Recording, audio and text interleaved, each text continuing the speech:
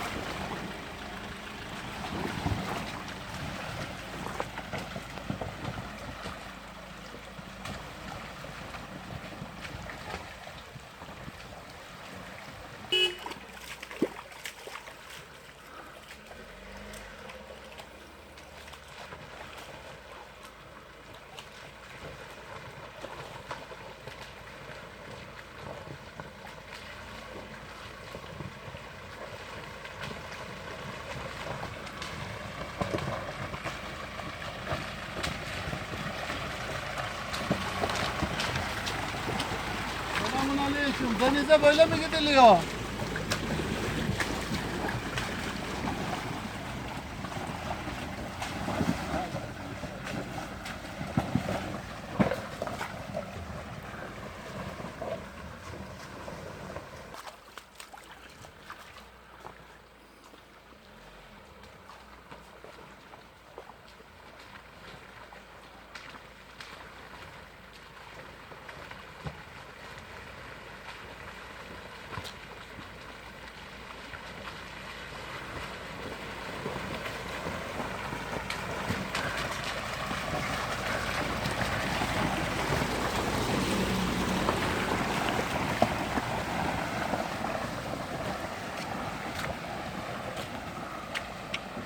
Bundan sonra yol biraz daha düzgün tabii.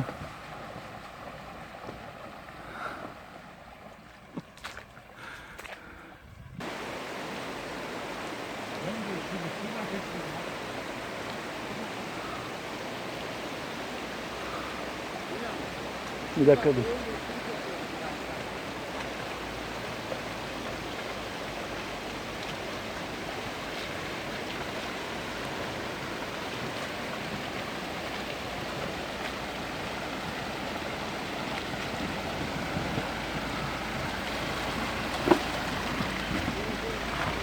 Lastikler Michelin Latitude Cross lastikler.